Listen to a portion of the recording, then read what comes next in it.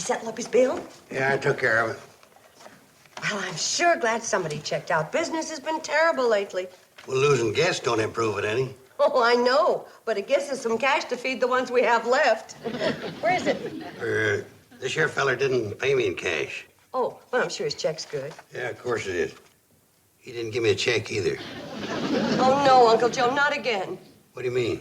You let him pay you off in useless sample merchandise, didn't you? I did no such thing. Oh, thank goodness. For a minute, you gave me quite a turn. There ain't nothing useless about this sample merchandise. You just spun me the whole way around. Wait till I show you what I wangled out of that salesman. Hey, this is the best deal yet. Better than the 6 dozen hula hoops you wangled out of the last one? They're still cluttering up the attic. 4 dozen. You forgot the batch I traded to Hank Folsom. Oh, yes. For a gross of button hooks, wasn't it? And 2 pogo sticks. Someday they'll be worth good money. Oh, sure. If people start whirling and jumping in high-button shoes, we'll be rich. I bet you Hank's still kicking himself for that one. Kate, how would you like a beautiful painting to hang back of the desk? We got a painting hanging there. But this one's permanent. You don't throw it away every year after you tear out December. Is that what the salesman gave you? A painting? Not exactly, but about as near to it as you can get. If that's the nearest thing to a painting, you have a very poor sense of distance. Maybe I better explain it to you. You notice a picture is divided into all these little sections with numbers in them? Well, everywhere there's a number, you put a different color. And you know what you get? Different colored numbers? You got no sense of imagination. Here's the picture after I get finished painting it. Uncle Joe, the $10 that salesman owed us was our grocery money. How could you take a painting instead? Not just this one, Kate. He gave me 6 others. Here, if you don't like the sailing boat, how about a pedigreed setter? Or here's General Custer I got from him on a horse. You should have gotten Alexander Hamilton. What's so special about Alexander Hamilton? His picture's on a $10 bill.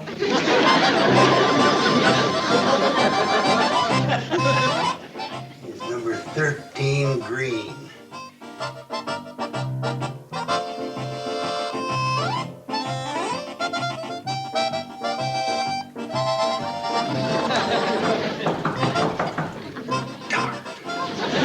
Who is it? It's nearly dinner time, Uncle Joe. Mom asked me to see if you were ready. Pretty soon, Betty Jo. I'm just putting the finishing touches on my painting. Here, hold this up first, pal. I want to make sure I got it right. Is this what you're painting? It's mighty pretty. Wait till you see how I done it. There, finished. What do you think of it? Wow. Of course, I can't take all the credit. I just copied it from the model. What's the ship doing on top of a mountain? Oh, that's not a mountain. That's a wave. A brown wave? You noticed that, huh? I guess I slipped up on that when I got the numbers switched. Instead of number 32, I used number 23. What about the purple sky? On this, it's blue. I guess I got that number backwards, too. 11? Those little things don't count. The real great artists sometimes slip up on the details. You'd know that if you'd ever seen a picture of the Venus de Milo. Hey, wait till you see it in this old frame I dug up out of the attic. Well, where are you going to hang it? I figure the best place is over the desk in the lobby. Isn't that kind of conspicuous? Yeah, that's what I was thinking. First thing folks will see when they come in, it'll hit them right between the eyes. That's what I was thinking, too.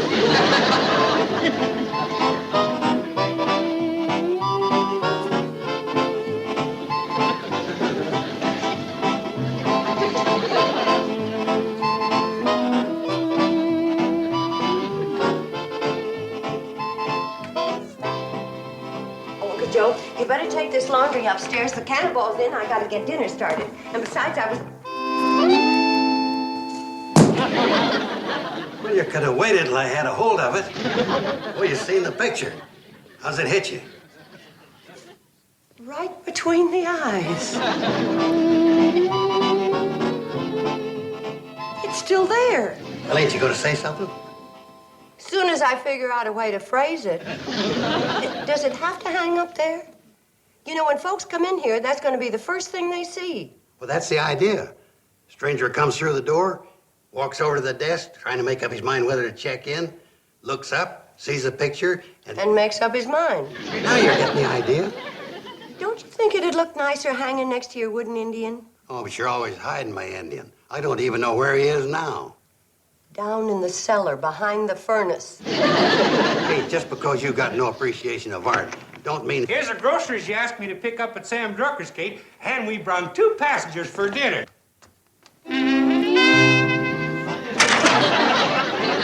watch what you're doing, Charlie. Lucky thing I'm carrying in the eggs.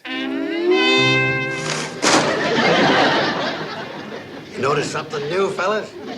I done it. What for? Well, it gives a place class. Not many hotels got an original oil painting in their lobbies. Not that original. I reckon it's the first time a ship ever got stuck on top of a mountain. Well, what about Noah's Ark? Besides, that's not a mountain, it's a wave. A brown wave? A purple sky? Well, you're standing too close. You gotta move back from it to get the full enjoyment. Well, I know, but the lobby ain't big enough. You ain't gonna leave that thing up there, are you, Kate? Why ain't you? It looks just fine up there. Besides, it hides the crack in the wall. What crack? The one I made when I hung it up. Personally, I prefer a crack in the wall. Personally, I don't think the wall's the only thing around here that's cracked. That painting hangs just where it is, and I don't want to argue about it no more. I declare. Sometimes that man's just like a mule. Worse, a mule could paint 10 times better than that.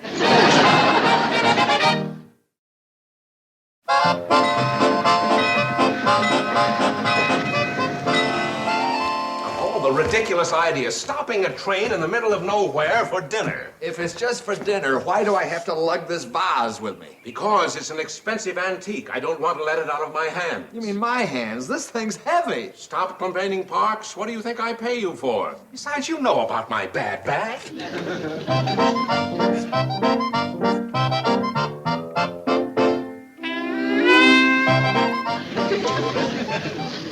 Before you come in any further, you better hand me that vase. What about your bad back? Never mind my back. Hand me the vase. Oh, it's all right with me, but I don't understand why all of a sudden you want...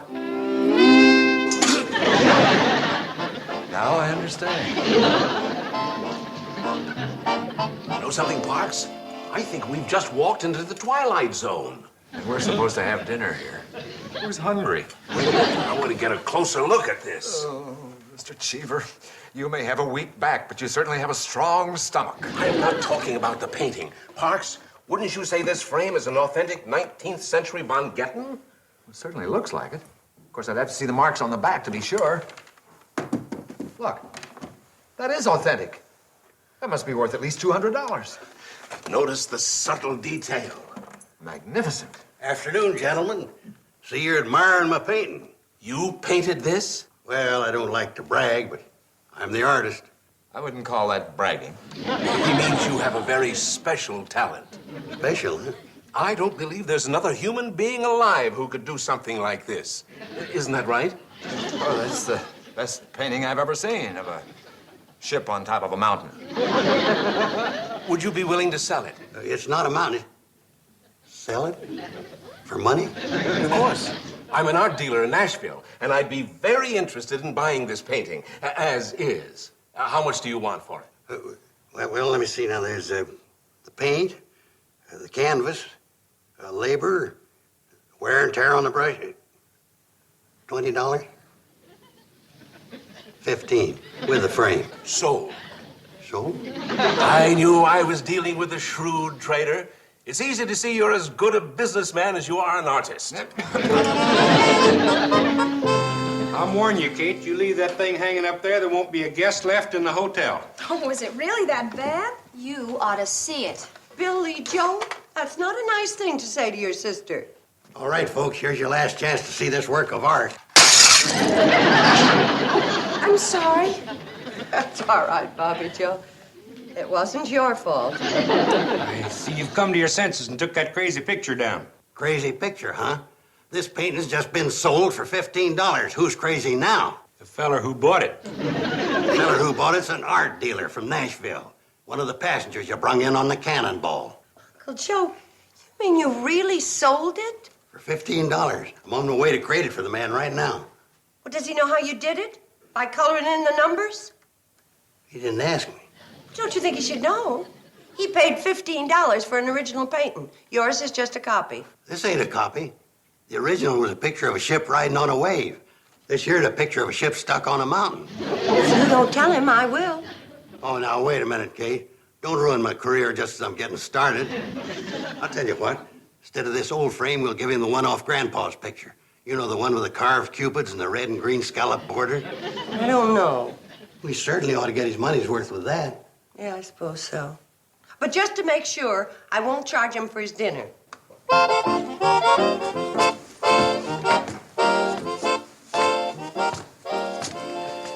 Thank you, Mrs. Bradley, for the lovely dinner. And thank you, Mr. Carson, for the incredible work of art. We better get going. They're calling us. I'll carry down the train for you. No extra charge. As I always say, there's no accounting for taste. Do you think Uncle Joe is really talented? Well, Mr. Cheever is an art dealer, and you heard how he kept calling the painting incredible. Well, for all we know, Uncle Joe could be a genius. Uncle Joe, a genius. That'd be nice. It would keep him occupied in his later years. You know, it's just possible that Uncle Joe was a primitive. Bobbie Jo. Mom, I mean it. He shows all the signs of being one. Oh, I don't think so. Maybe his forehead slants back a bit, but his chin doesn't recede. Either one of them. Mom, a primitive is what they call artists without any training. Oh? Sure. There was a woman called Grandma Moses up in New England who started painting when she was in her 70s. She never studied in her life, but her paintings are in all the famous museums. Well, that explains it. Uncle Joe must be a primitive. Still putting me on, eh, Kate? Oh, no, Uncle Joe, you don't understand. A primitive is what they call a famous artist who hasn't had any training. What Mom meant is that you could be another Grandma Moses. Grandma Moses? I ain't even married. Bobbie Jo's talking about an old lady who was a famous artist. And that's the way she signed her paintings, Grandma Moses. Grandma Moses, huh? And you say she was a great artist? Her pictures are in all the museums. Say, that inspires me to another great original idea. From now on, I'll sign all my pictures, Uncle Joe. Excuse me, dear. Uncle Joe, I hope that this career in painting will make you very, very happy, but I wouldn't bank on it too much. Well, I am banking on it. It's the first chance in my life I've had a chance to be somebody and be respected by the people around here. Uncle Joe, I respect you, and so do the girls. Yeah, but you don't count. No, I mean, well, you know what I mean. Sure. You know, it's important for a man to feel that he's accomplished something in life and not just been a drag on his loved ones. But you haven't been a drag on us. We love and respect you. Oh, go on, Kate. That's true. Oh, I'll admit there have been times when that love and respect have skidded mighty close to irritation, but nobody's more important to us than you. Thanks, Kate. Knowing you and the girls think that way about me makes me feel great. I want you to be proud of me. That's why I gotta make good. I just gotta. I know, Uncle Joe. I know.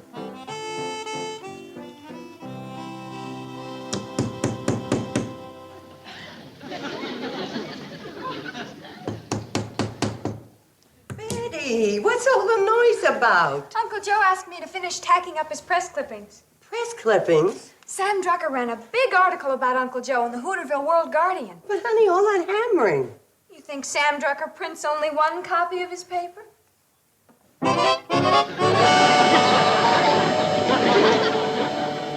No wonder Sam said he doubled his circulation in this issue. Oh, Betty Jo, guess what happened? Oh, let me tell it. You go up and tell Uncle Joe. I thought Mom, you were going to tell Uncle Joe. Oh, that's right. Well, I'll run up and tell Uncle Joe, and you can tell them. Well, if you want to tell Uncle Joe... Tell me what? The director of the art museum in Centerville called up Sam Drucker. He read about Uncle Joe in the newspaper, and he's coming here tomorrow to see him. What for? Well, he's thinking of exhibiting all of his paintings in the museum. No kidding. The whole town's buzzing about it. Now, this ought to put Shady Rest on the map. Oh, I wouldn't be too sure of that. But, Mom, if Uncle Joe gets famous, think of the kind of people that will be coming here. Man. I thought of it first now. Now, listen, I need a lot of new clothes, Mother. Simmer down. In the first place, nothing has happened yet. And in the second place, Well, how do you like that for news? All them Uncle Joes is hanging in a real art museum. What Uncle Joe's is? Aside from the picture you sold Mr. Cheever, you haven't painted a thing. Yeah. Lucky for me you thought of that, Kate. That's one thing I overlooked. When did you say that museum feller was coming? Tomorrow. Well, all I gotta do is knock out 5 more masterpieces before he shows up. Why only 5? That's all the canvases I got left. Say, one of you girls better come along. I'll need you for the pictures. As a model? No, I want you to read off the numbers to me.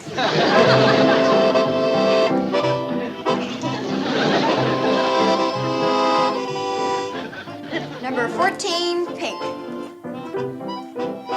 Number 14, pink. Number 14, pink.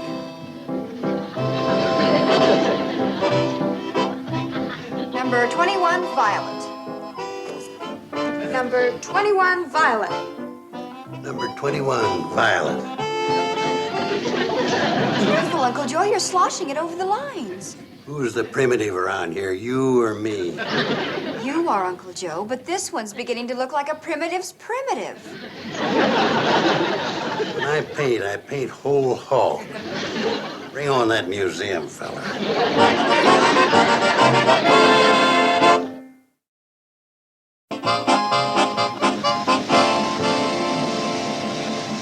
Mom, the Cannonball's here with the people for Uncle Joe's art exhibit. Oh, I sure hope everybody likes the way he paints. They've already had a sample. Look. Oh, no, he's painted on another one of my bed sheets. Darn it, anyway. I was hoping Uncle Joe would stick to his canvases and leave my bed sheets alone. I guess that's the price of art, Mom. More like the price of a new sheet. Uncle Joe, get ready. Here they come. Bring 'em on, especially that museum feller.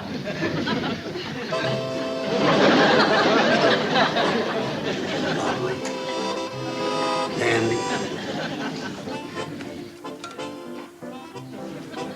Work of art. Exquisite.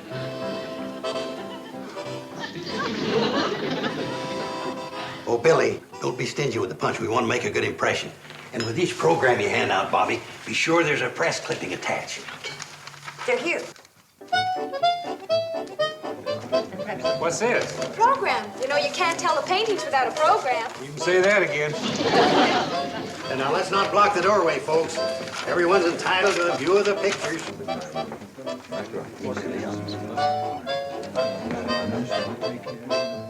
General Custer owned his horse. I can see the horse, but where's General Custer?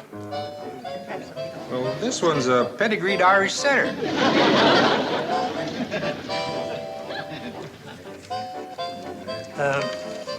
I'm E.T. Gibbs from the Centerville Museum. Well, welcome to the Shady Rest Gallery, Mr. Gibbs. Howdy.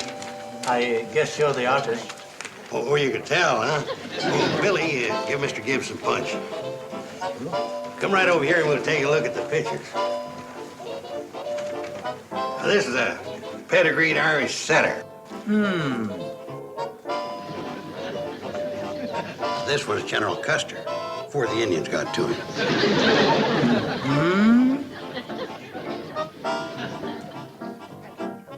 I call this one Church with Steeple.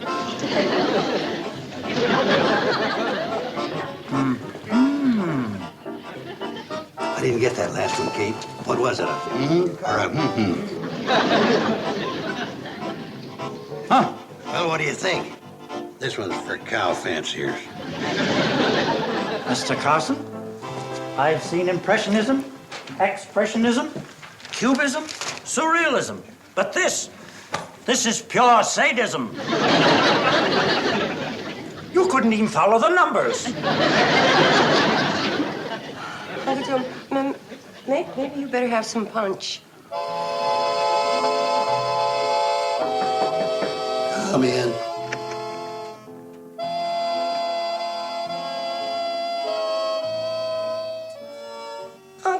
it's wrong of you to stay cooped up here brooding. We need you to run the hotel. You just have to get along the best you can without me. My mind won't concentrate after being laughed at by all them folks from Hooterville. You mustn't feel bad, Uncle Joe. You're not the only great artist to be laughed at by the masses. Were they there, too? What Betty Jo means is that there were a lot of important painters who weren't appreciated while they were still alive. Like Rembrandt. He didn't become famous until 100 years after he died. It may be all right for Rembrandt, but I'd rather be around when it happened. Uncle Joe, you're just not doing any good grieving just because... The cannonball. And they're signaling they brought someone. I better get on down. You keep talking about those important artists, but stick to the live ones.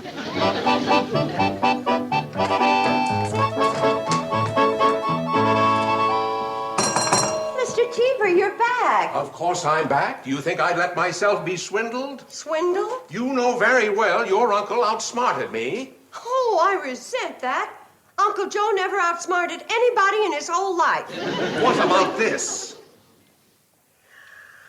You mean the painting? Not that monstrosity. I'm talking about the frame. I bought an authentic antique Von Getten frame, and your uncle substituted this piece of junk.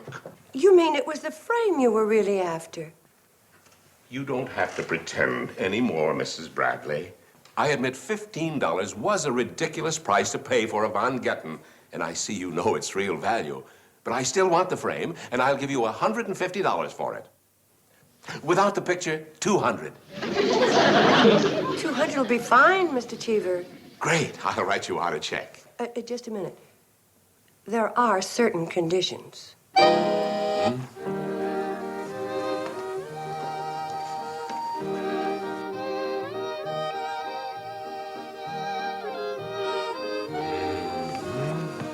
Kate, I think I'll go back to bed. I'll buy them. You mean you like them? I said I'll buy them. Mr. Carson, I didn't think it was possible, but you did it again.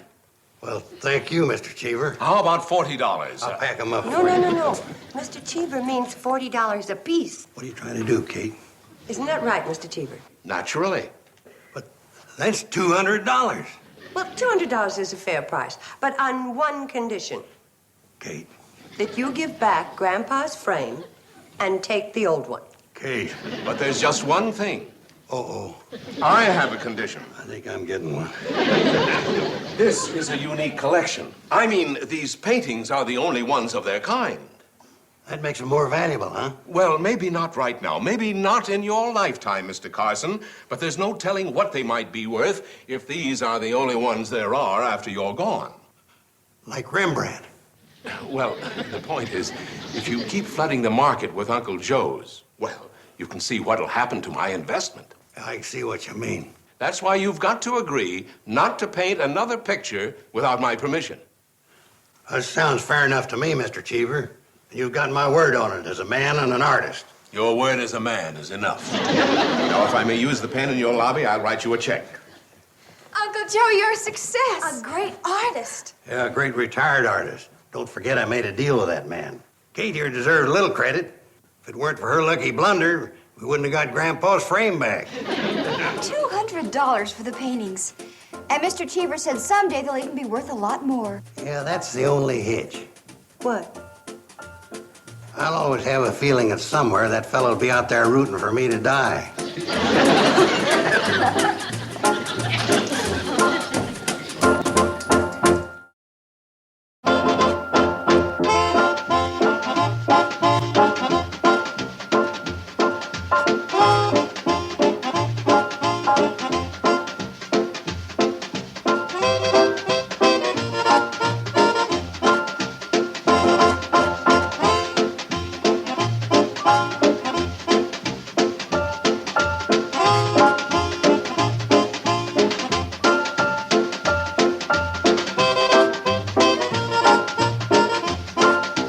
Petticoat Junction. This has been a Filmways presentation.